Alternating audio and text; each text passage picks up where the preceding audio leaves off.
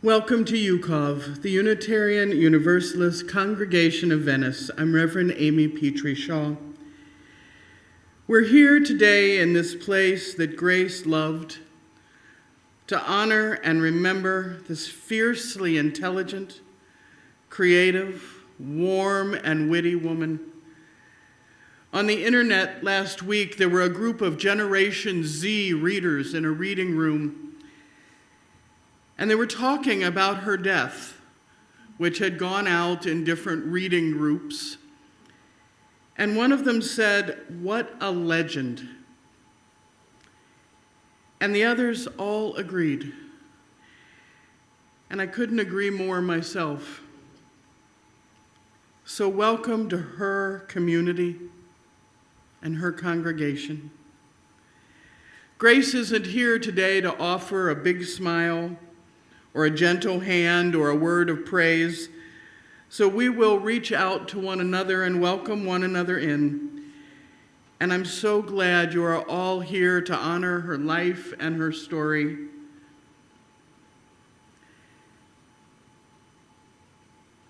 The cost of living is, of course, dying. And Grace truly lived every day of her one wild and precious life. We light our chalice today with "The Cost" by poet Dorothy Monroe.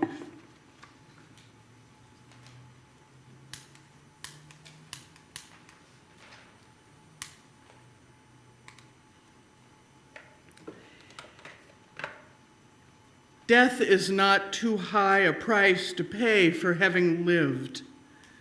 Mountains never die, nor do the seas or the rocks or the endless sky.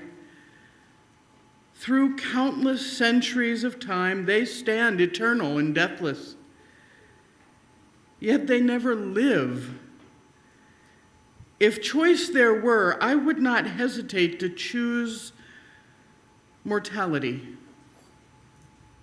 Whatever fate demanded in return for life, I would give. For never to have seen the fertile plains, nor heard the winds, nor felt the warm sun on sands beside the salty sea, nor touched hands of those I love. Without these, all the gains of timelessness would not be worth one day of living and loving, come what may. We come together here today in beloved community to honor the life of Grace Grote. We don't come here to mourn, though some of us may be ready to cry, but we come here to celebrate an amazing life well lived. Help us today to see Grace not with our eyes, but with the gaze of our hearts. We want to see her smiling back at us from every place that there are actors on a stage or books to be read, every place a passionate discussion happens, or stories are written or trips are taken.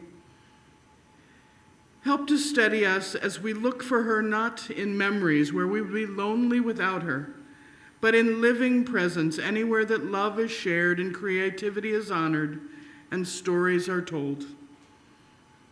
Comfort us, divine mystery, and guide us to comfort one another as we share the stories and tell the tales that keep Grace among us. May her memory forever be a blessing. Amen. The songs we're singing this morning were Grace's favorites, the ones she asked for. So please rise in body or spirit as you are willing, and join in singing number 346, Come Sing a Song With Me. It is on your song sheet.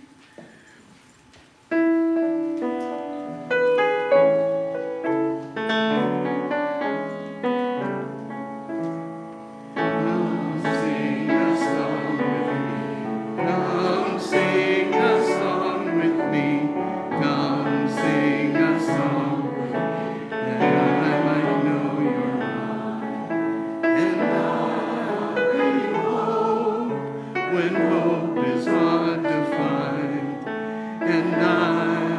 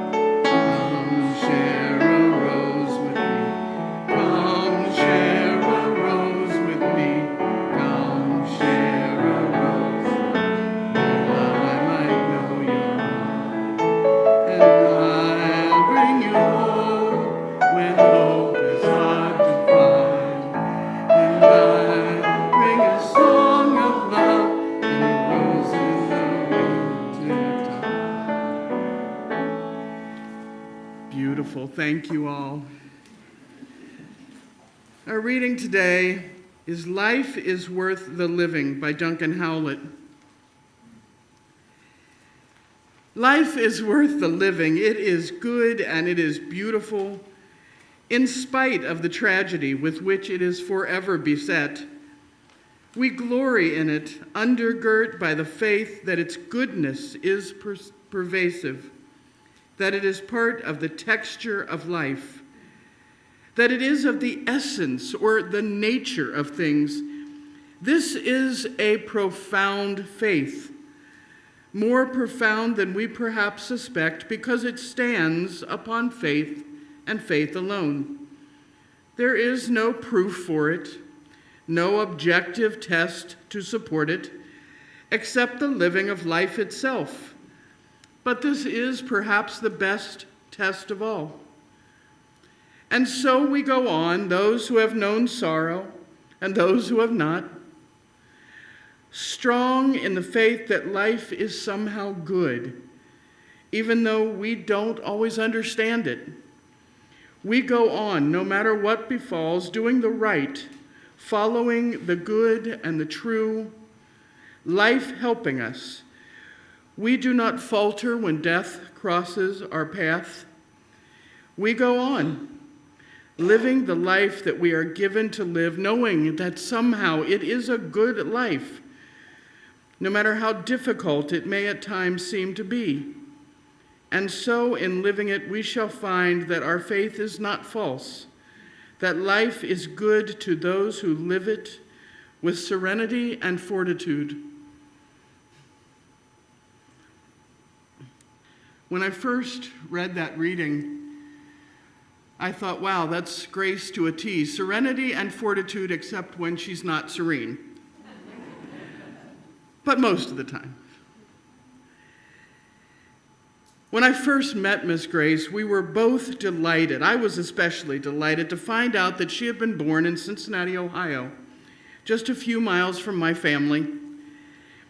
And it made her smile, and we laughed at the idea that maybe she had even known my grandparents. But that was Grace. She was smart and funny and inquisitive and dramatic.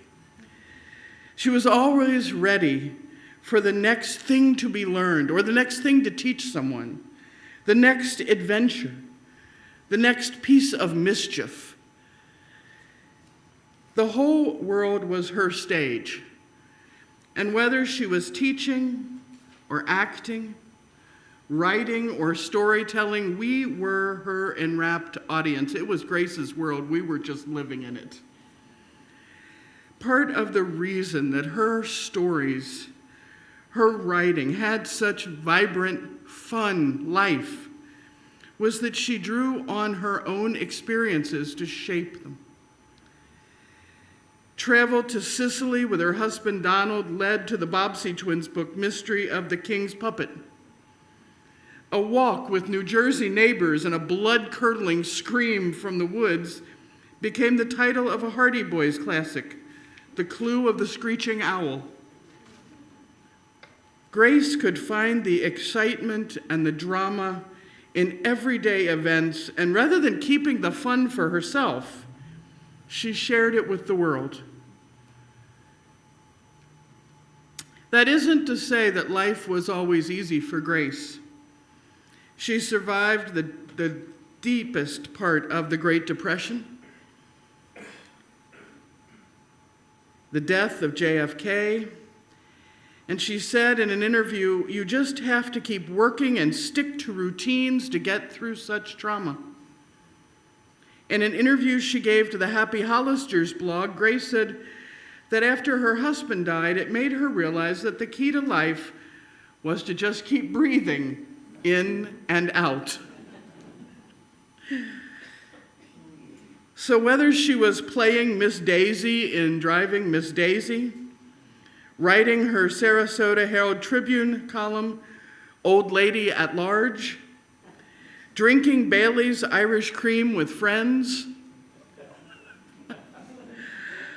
or enjoying a UCOV Bible class with 30 of her best friends, Miss Grace was always fascinated by all of the possibilities in any situation. What if? What if? What could happen if we were only brave enough to make it so? What if we laughed? What if we made a friend? What if? I did not get to know Grace for very long. I've only been here for 3 years, and I'm about to step aside and let several people who knew her much longer speak. But if there was one lesson we could learn from Grace, one legacy, it would be exactly that: to embrace the what-ifs of life, to refuse to be on the sidelines, and instead to ask over and over, what if? What if I were brave enough and curious enough? What if I felt safe enough? What would I do then? What if I trusted my own judgment enough to go out and make the world a little kinder, a little wiser, a little more fun, a little more exciting? What if? What if I was enough exactly as I am? What if I had something to contribute? What if I stopped hiding my light and let it shine instead? What if I were amazing? Those are the questions that Grace leaves you. What if you are amazing? What if, just like her, you have a light to shine? Because Grace was and is amazing. And she believed that each one of you that she met was also amazing and fascinating, wonderful, worthy of interest. So I would ask you in her name to ask, what if? I would like now to call Marilyn Amick up.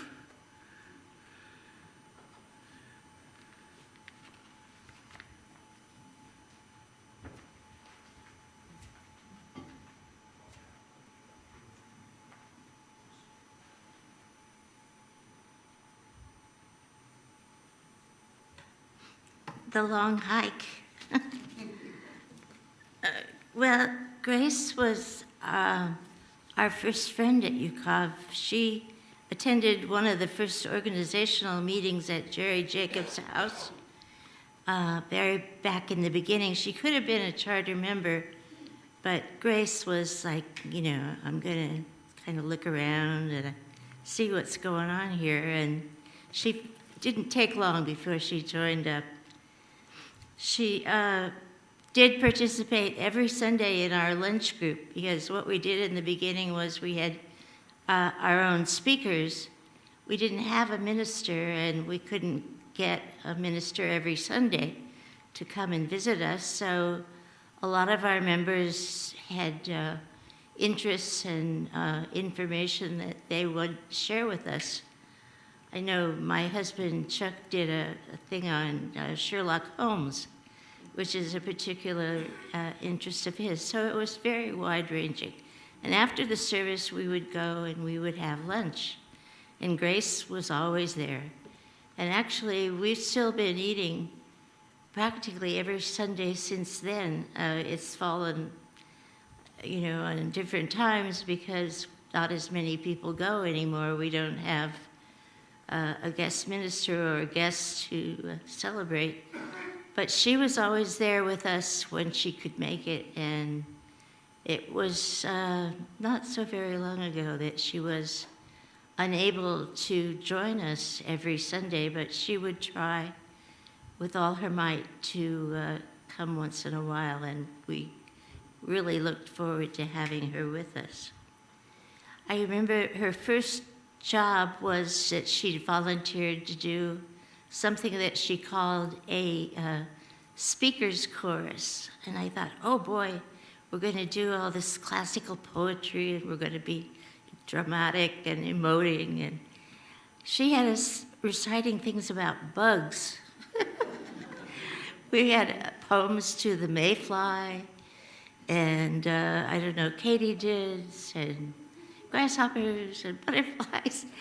It was never as classical as I thought it was going to be, but anyway, I guess she liked it, although it was not a very long-lived group. We did continue to see Grace quite a bit, and we would take her on trips. She would be looking for topics for her column, this old lady at large. And so we went to different museums, or we would go to schools or different places to see the Greek Glendy up in Sarasota. And there was one particular visit that we made to USF for an art exhibit that was put on by Vic Munoz, who was noted for using different mediums in his paintings and drawings. And when I say different mediums, I mean sugar, chocolate sauce, and pizza sauce. And they had a duplication in the paper of a picture of Mona Lisa done in pizza sauce, I think, which is what inspired me to say, hey, Grace, we got to go check this out. So we went up there and we went all through his exhibit, which was marvelous. It was just full of all kinds of really interesting stuff. And Grace was eating it all up, and Chuck would look around and then he'd sit down and read his book. And so when we got all through, we went out to lunch. And Grace looked at Chuck and she said, well, Chuck, how did you like the art exhibit? And he thought a minute and he said, I think his mother should have told him not to play with his food. And that became one of her favorite stories. It made it in the column. She told that story. You've probably heard it before, actually. So those are my early members of Grace, whom I dearly miss and I will always love.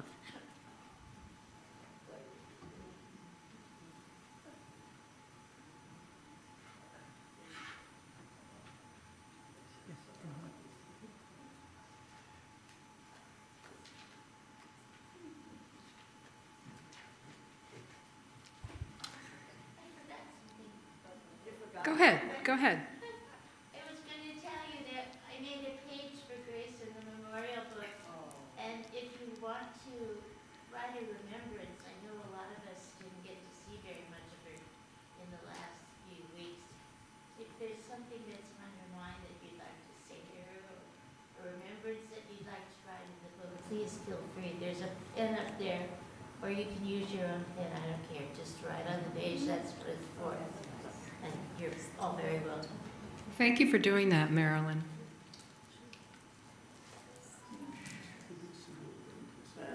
My name is Mo Morrison, and I'm a member of this congregation. I met Grace 5 years ago when I was asked to take the place of a dear friend of hers who was her healthcare proxy, who was relocating to the north. So Grace and I decided mutually that we would meet every Thursday to get to know each other better. And people have often asked me, what did you both do every week? And the answer was anything and everything. Grace loved photographs. She loved looking at them, talking about them, sharing them. And she loved taking selfies and reviewing them. So I thought I would just share a couple of photos and stories with you from different phases of her life today. And before I start, I want to thank Barb Gundy for the artsy embellishments on my slides.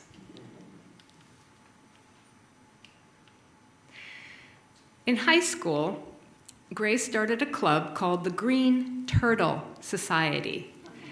In this picture, she's on the far right. And as you can see by all the heavy books in their arms, it was mostly a study group. But they took it very seriously under her leadership, kept notes, collected dues, and spent the money on ice cream after a test. This is Grace's mother.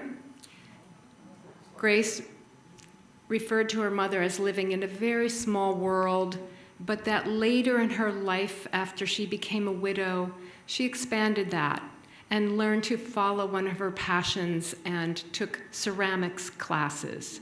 Grace was immensely proud of her mother for stepping outside her world and taking the bus by herself in Cincinnati to take classes at night, and taking the bus home by herself at night, and made a lot of beautiful things, some of which Grace still had for the rest of her life.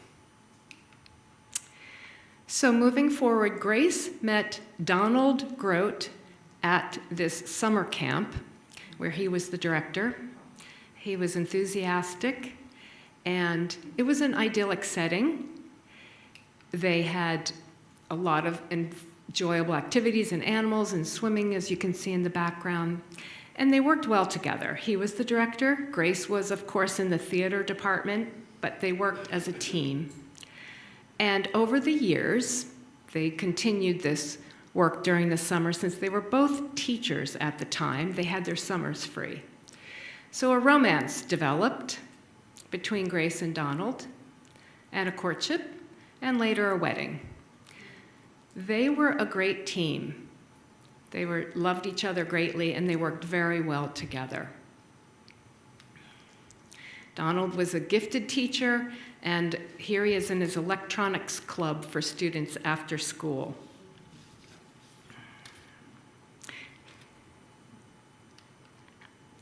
Once they set up their family, it had to include a very important third member.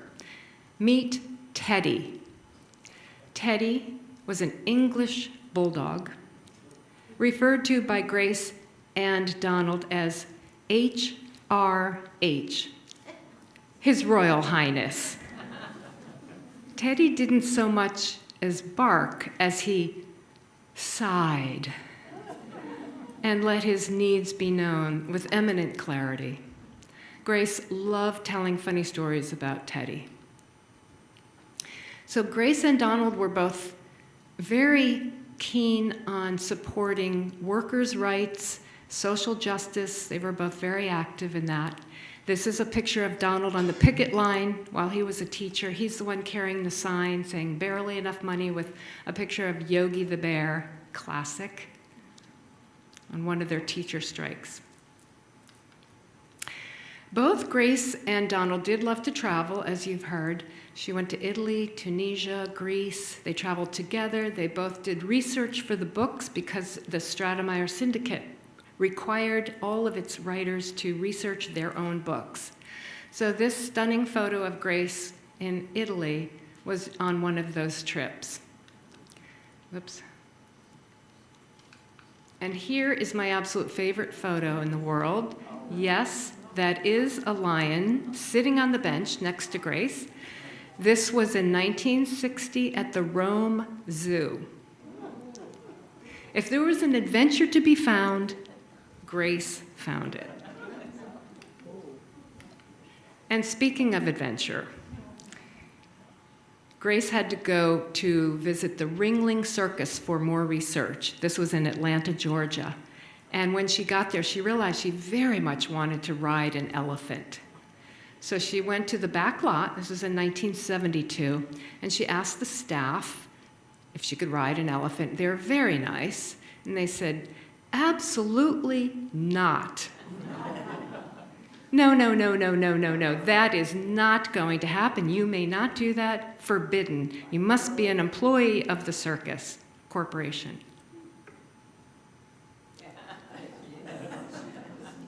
Did we mention persistence as one of Grace's qualities? This is a photo of some of the authors with the Stratemeyer Syndicate. Grace wrote for 14 years for Mr. Stratemeyer, whom she admired greatly. Shifting gears now, I have a few photos of her during her acting career. This is a stock photo. She was keen on providing a lot of different looks.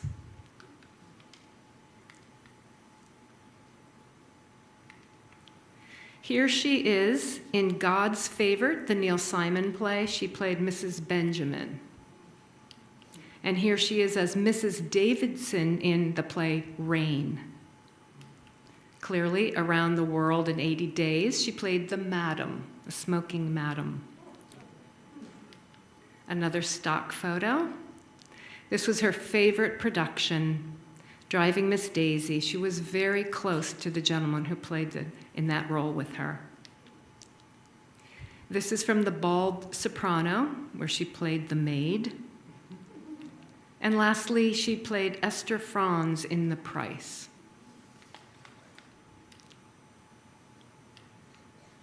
Moving into her last phase of life, she relocated down here to Venice, Florida, lived in Lakeside Woods and also at Village on the Isle. She had a lot of fun activities. You heard about Old Lady at Large, and there is a binder on the lanai with a lot of clippings from that column. Please help yourself if you would like any mementos of that. Another activity Grace enjoyed down here was rescuing toy poodles. She had Mandy, Duffy, and Noelle. And she told a charming story about one of them who had a lot of behavior problems from trauma, most likely, and barked incessantly and annoyed everyone. But Grace was tolerant. And one day, while she was hosting her very dear UCOV fellowship group, her long-running fellowship group, one of the individuals in the group got very overcome with emotion and felt distraught and crying. And this dog that had been driving everyone nuts found its way over to this gentleman, sat at his feet, put his paws up on his lap and his head, and comforted him tremendously. Grace really respected animals and her pets. She didn't control them. She allowed them to work through whatever they needed to. And as a result, she provided a safe holding environment for a lot of traumatized animals. And they developed trust in her. Here is a photo of Grace giving a performance at Village on the Isle with her very dear friend, Bev Morrison. Bev was immensely helpful to Grace in producing talks, productions, performances, and gave Grace a tremendous amount of patience and all the support she needed. I don't think I'm going out on too much of a limb to say that Grace could be a wee bit of a perfectionist when it came to her performances and her writing. And here's another performance she gave here at UCOV about her life. I was so glad to see people come who didn't know her at all and learned a lot from her about her life. And here is one of our many birthday celebration cakes that Eileen Leapley got for her 101 birthday. We had a party on the lanai, and I love this picture because she's happy and because Lee Carmody is in the background. I'm so glad you're here today. I love that big smile on your face. Everyone is having a great time. Grace looks so happy. These are the two favorite books that Grace wrote. They were both Bobbsey twin books, and as Reverend Amy mentioned earlier, one of them was The Mystery of the King's Puppet, and the other was The Adventures with Baby May, the elephant. She loved elephants. So this was Halloween last year. It happened to fall on a Thursday. Grace called me before our visit and said, "Mo, when you come over, wear your witch's hat. We're going to be sister witches. And bring some candy in a basket. We're going to give a Halloween performance down at the offices." So that sort of happened. But after that, we went to a Halloween party at her audiologist's. That's Dr. Sarah Lundstrom on the far right. And lovely person, and was very good to Grace. And this slide reminds me of how much Grace enjoyed being with other people. She loved talking and learning about people, sharing stories and listening. It also reminds me that you never felt rushed in a conversation with Grace. This is our last selfie. It was taken on her birthday in December, her 104th birthday, which happened to fall on a Thursday. And when I got there, I said, "Grace, tell me about this dress you're wearing. I've never seen this dress before." "Oh, Mo, this is my old lady dress." Shortly after this birthday, Grace began to decline physically. She was ready for her next chapter. On the matter of following your passion, the 7th century Sufi mystic Rumi said, "Let yourself be silently drawn by the strange pull of what you really love." Grace found her passions, and she followed her passions. And everyone who knew her witnessed this. She shared her talents generously. Lastly, Maury Schwartz was quoted in the book Tuesdays with Maury as having said, quote, "Death ends a life, but not a relationship." So very many of you had long, meaningful friendships with Grace, and you will always have that. Know how much value you all added to her life and how much you all meant to her.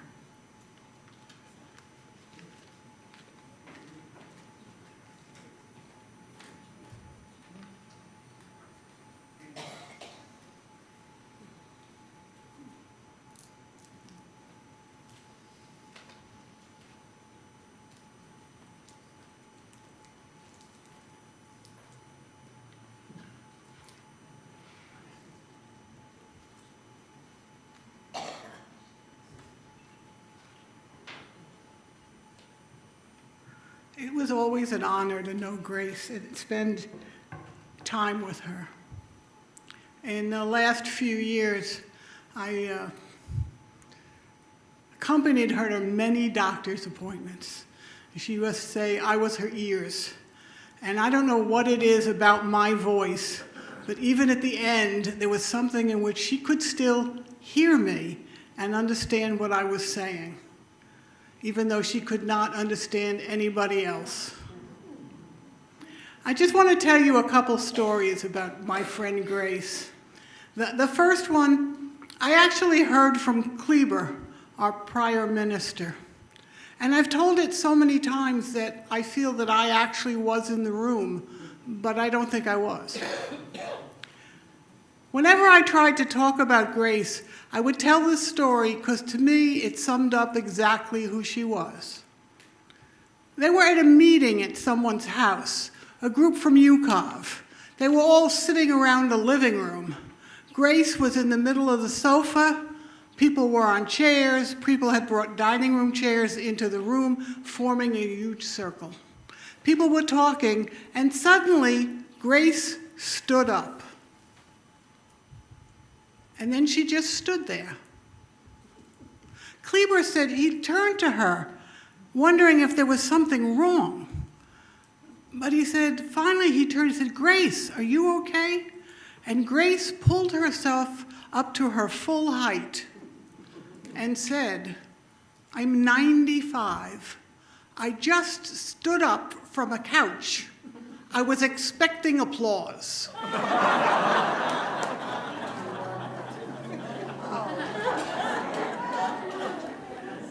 And that was Grace. Grace told stories whenever I was with her. She would always go this, "Cut me off if you already heard this." And all I could think to myself is, I don't care if I've heard it 100 times. I am never cutting Grace off from a story. She would tell stories. One of the last stories she told me was about, she got some kind of award in grade school in which she got a $5 bill. And she went and she bought a book of Shakespeare's writings. Oh, no. And her mother was so upset because she wanted her to buy a pair of shoes with the $5. Grace still had the book. And she said the pictures in the book of all the characters, she realized that it was not a very good artist because each character had exactly the same face. And she wrote to the artist and said, "You're not very good because characters should have different faces." And all I could think was, this was when she was in elementary school. I barely remember high school. She remembers everything. And she did. The last doctor's appointment I took Grace to was to her retinologist. It was a very narrow waiting room that was just full. And suddenly people started to talk, and they were talking about what happened in the years when they were young. And each one was kind of competing about how long ago they were born. And Grace said, I was born in 1920, and the room almost gasped. And then she just started to talk. And she was telling stories of her life.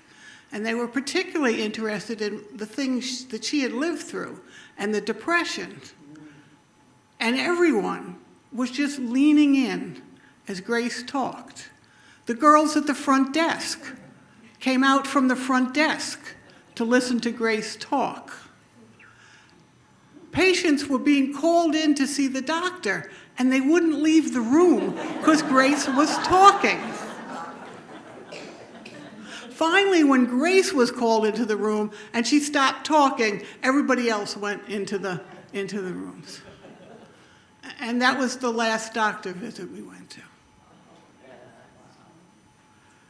Grace was just fabulous. She had a quick wit and a full heart and a joy of life. And when anybody found out her age when I was with her, they would always ask her that question, what is the secret? And Grace would pause, and they would all lean in because they knew where they were going to find out the secret of life. And Grace would say, just as Amy said earlier, breathe in, breathe out, don't stop. So I will always remember Grace. And the little glasses of Bailey's Irish cream that you had to drink or you didn't get out of her apartment. And the little chocolate candies in the dish. And just the joy of life.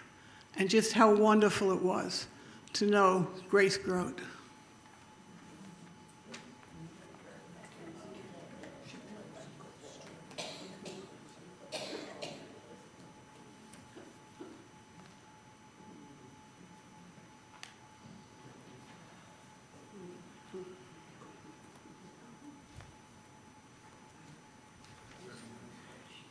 I've always said that when I come to a memorial service at UCOV, I learned so much about the person, and today has not been any different. Even though I can say I've known Grace for a long time, today I've learned a lot about her again.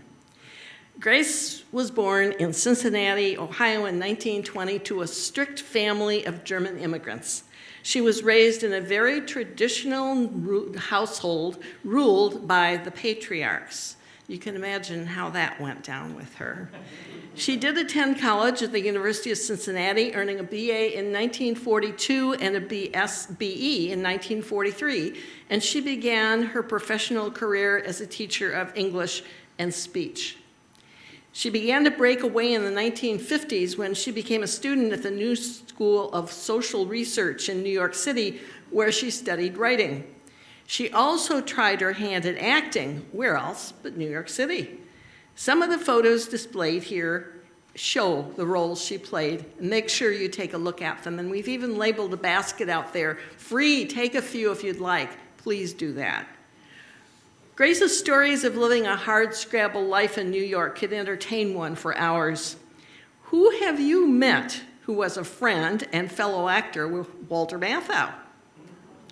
Or ran in some of the same circles as Marlon Brando? Quite an exciting life for a young woman from Cincinnati, Ohio. In 1954, she married the love of her life, Donald Grove. You've seen pictures of him. He taught physics at Bloomfield High School in New Jersey. And was this another story of teachers spotting each other across the smoke-filled teacher's lounge and falling in love? Hardly. Grace and Donald met not in a high school, but in a summer camp for drama students. Donald had been the director general, instructor, set designer, drill sergeant, and doer of all that needed to be done at the camp for several summers. Grace was a newbie who was hired to be the summer drama coach. At first, all did not go well. Grace was experienced and capable, but the students lacked what could most easily be described as motivation. Grace was told she had 1 week to produce a first-class musical event starring the unmotivated. Parents who had sent the students were paying big money for the privilege of having the child enrolled in this program, and they would not be happy if the show was not of the highest caliber. Fortunately, Grace held high expectations for the students, but she was new, and did the students know that she could be trusted? With a little or perhaps a great deal of support from Donald, I suspect it was a great deal, the show came off without a hitch. The parents were impressed. Turns out Donald was quite impressed with Grace and vice versa, and they were married a few months later. For 10 years, Grace and Donald ran that summer camp, jointly producing plays starring the children they were given to challenge. Meanwhile, Grace pursued another opportunity when she began research for the Stratemeyer Syndicate, which produced children's books such as The Bobbsey Twins, The Hardy Boys, The Adventures of Tom Swift, and eventually Nancy Drew. She even pulled Donald in on the act because he was a science teacher, and the Stratemeyer Syndicate was interested in having authentic experiments for the books of the Tom Swift books, and so Donald began to devise those. Anyway, Grace traveled the country investigating sites for planned books and verifying details about various parts of the country. The syndicate was intent upon making sure that scientific details were accurate. An earlier book had met severe criticism when facts were not checked, and poisonous black snakes were blamed for a situation in the part of the country that did not have poisonous black snakes. Truth and accuracy obviously were necessary. Assuring this was Grace's job.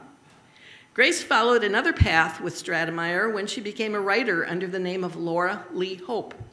She was the primary writer for about 20 books in the Bobbsey Twins series, plus others, and she was very careful to never, ever describe herself as an author, but in actuality, she was. Please get out your computer and Google her name, both as Grace Grote and as Laura Lee Hope, and you can read about her there. Donald passed away in 1974, their time together all too brief, and Grace resumed acting in stock and dinner theaters. She also began newspaper reporting for the Citizen of Morris County and teaching at the County College of Morris, New Jersey. Eventually, the warm weather of Florida beckoned and Grace was ready. She sold her New Jersey home and bought one in the Pine Brook area of Venice. Turning again to writing, she began to write for the Sarasota Herald Tribune, composing a column that you've heard about, Old Lady at Large. Actually, I began reading the series in the newspaper before I recognized the author as Grace Grote, who was a member of this congregation. So it made it even more interesting after that. But this column enabled her to use her powers of observation and analyze everyday situations with a sharp eye, and some of the things that she observed were truly hilarious. What characteristics enabled Grace to become the unique person that she was? Here are a few I would suggest. She held high expectations for herself and all others she met. What guided those summer drama students to perform well when they did not know her? She convinced them they were capable, as she did with so many of the rest of us, and they arose to the occasion. Expectations for herself showed in every day of her life. She did not expect that she would perform well in any acting situation unless she worked hard to assure success. Rehearsing daily or several times per day prior to a performance was not unusual. When she couldn't sleep well at night, she was up rehearsing. She warned the night security at Vody that she was not cuckoo if they heard voices coming from inside her unit in the middle of the night. For a performance during one Christmas season, she insisted that everyone who had a role must rehearse. All reported as required. After several run-throughs, the minister decided they had rehearsed enough, so he rose as if preparing to leave. "What are you doing?" demanded Grace. When the minister began to explain he thought they were finished, in very few words, but very respectfully, Grace assured him they had just begun. The minister quickly sat down and they began to rehearse anew. Grace had few qualms about challenging those in positions of authority. Grace was firm-minded in her opinions. She would gladly discuss anything, but she was not about to accept the dictates of another person. She did not mind being challenged, but the person doing the challenging had better understand the caliber of the mind he or she was about to meet. Grace was always curious about people, about situations, about facts, about anything she encountered. One day she told me she was interested in learning more about outer space, including hypotheticals such as parallel universes. Could I find anything that she and I could read to learn more? This is how we began our research into astrophysics and outer space. I brought my iPad to many visits, and we explored whatever we wanted to about any of these topics. This is when Grace discovered Neil deGrasse Tyson. She thought he was a highly intelligent individual as well as a fine quality man. She loved to hear him speak and enjoyed his sense of humor, but she also wanted to learn all she could about his personal life. Grace was serious about so many things, but she also appreciated the finer things in life. One thing dear to her was Bailey's Irish Cream, which most days could be found chilling in her small refrigerator. Most visitors were invited to join her in enjoying a small glass of delicious Bailey's, while they might also eat some sweet treat Grace made sure to have on hand. Chocolate was the ultimate treat. Every person to do Grace a service was invited every time they visited her apartment to help themselves to at least one piece of candy, if for no other reason than to save it to eat later. The candy might be chocolate kisses, milk duds, or Tootsie Rolls. The ultimate treat for Grace, especially after a doctor's appointment, was a hot fudge sundae at Culver's, a very special treat and a highlight of that day. One of the finer foods in life, which Grace was quite fond of, was a hot dog.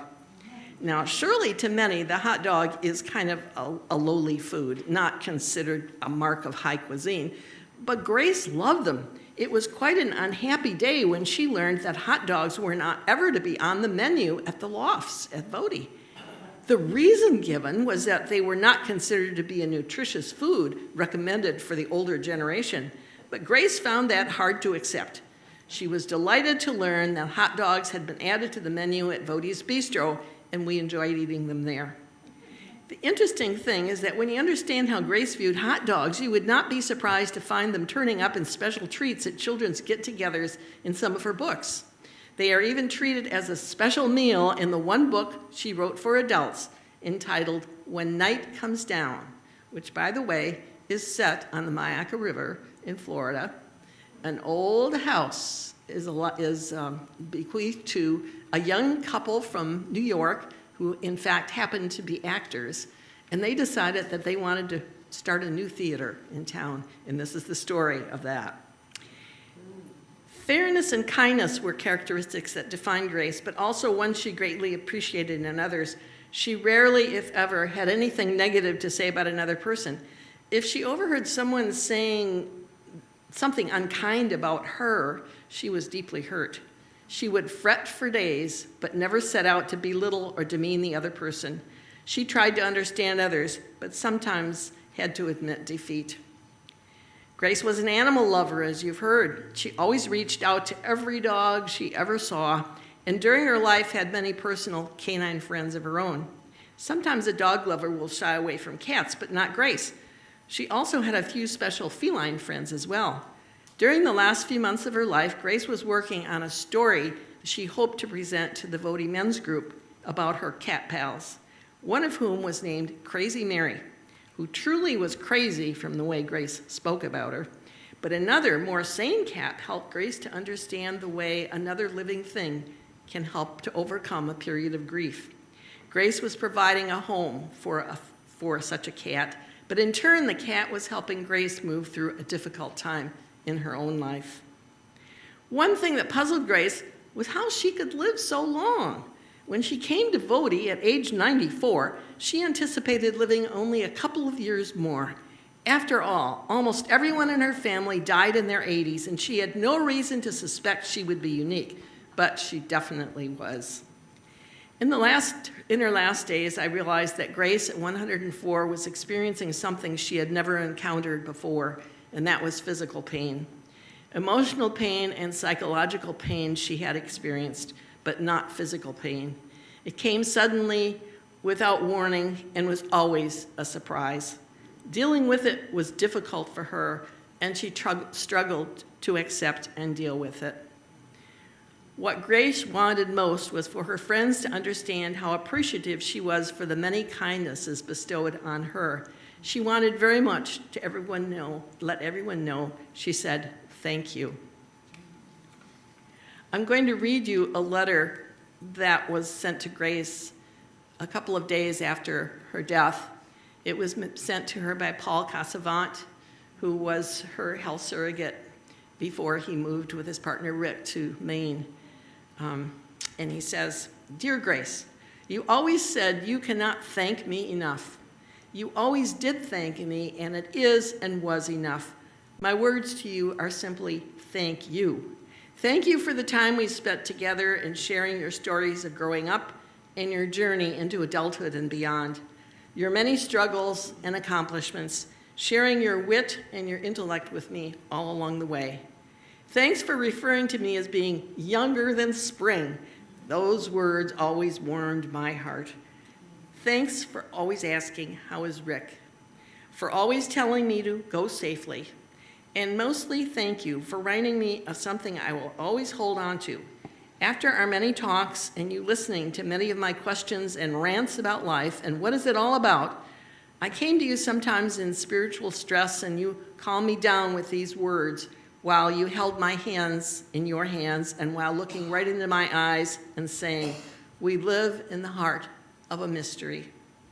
I treasure those words and they get through many times when I wonder what it is all about. So thank you. And that does not seem enough, but it is all I have to express my deep gratitude to you. And now it is time for you to go safely, my friend. You will always be in my heart. Paul Casavant. I'm going to end with one more little episode with Grace. One or more of you may have been fortunate enough to get a Christmas card that looks like this. They were designed by Grace. There was one design, but in different years, she sent different messages. So years ago, the message was, think of those three in the desert night, plodding on toward their holy site. Did they ever guess it would be this far? Did they ever doubt their one true star? Outward bound, no help to call. Was this so wise after all? They did, of course, what they had to do, did the same as we do, too. It may be dark, it may be cold, we may be aching, we may be old, but we don't stand around and count that up. Our camels are kneeling. Mount up, mount up. And then she changed it slightly, and it says, where I live, there is no snow, and I'm too old for ho, ho, ho. But when I hear the carols play, I hear the camels cough, I smell the hay, hope and love are born again. May they live long, not just this day. A lot of wisdom there. Anecdote is simply this. She did this for years. For years, she took different poems and the drawing to a printer, and she had the printer make up a few of her so that she could send them. One year, it seemed she couldn't find the printer anymore. He'd gone out of business. And he had disappeared, but she was so determined to find him that she set out searching. Finally, she located him. It seems he had suffered a stroke and he had put his business on the market. She asked him if he could please print just a few more for her again. And since it was Grace, he said absolutely, he would be happy to do so. When the cards were printed and ready to be picked up, Grace went back to pick them up, and the printer refused payment. Grace looked at him, and said she refused to accept the cards without paying. So a royal standoff was in the making. Eventually, a check changed hands, and Grace left with her cards, but no report about whether or not the check was ever submitted for payment. But that's Grace. Thank you.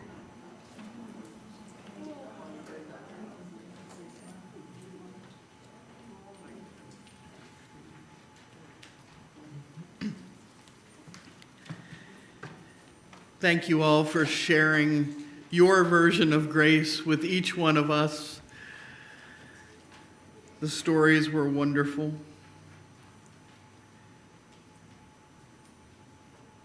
Let us pray. Divine presence of many and no name, blessed Spirit of life and humanity, let us leave from here in the sure and certain knowledge of life everlasting through love. Strengthen the faith and hope in us through all our days, and remind us we do not say goodbye because love never dies. Give rest, O Spirit of life, to Grace and to all the beloved dead, where confusion and sadness are no more, but life and joy everlasting. Love alone is immortal. We are mortal, formed of earth, and to earth we return. Natural law ordained this when we were born, and we know that we will end, but we still rejoice in the beauty of the lives we are given. We pray for Grace and for all those who we love but will see no longer. Grant to them eternal rest. May there be peace, and may the love she brought to the world never end. Amen. Please rise in body or spirit and join in singing another one of Grace's favorite songs, number 1064, Blue Boat Home.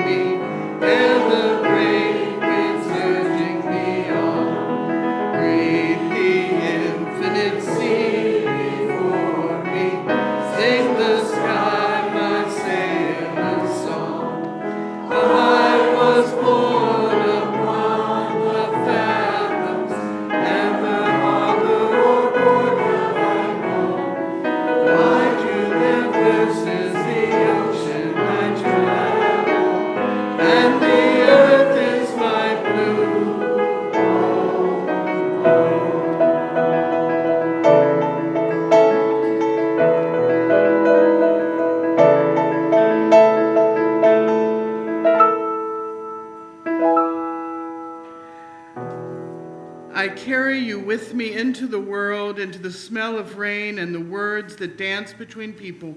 And for me, it will always be this way, walking in the light and remembering being alive together. Go now in peace and love and carry grace into the world.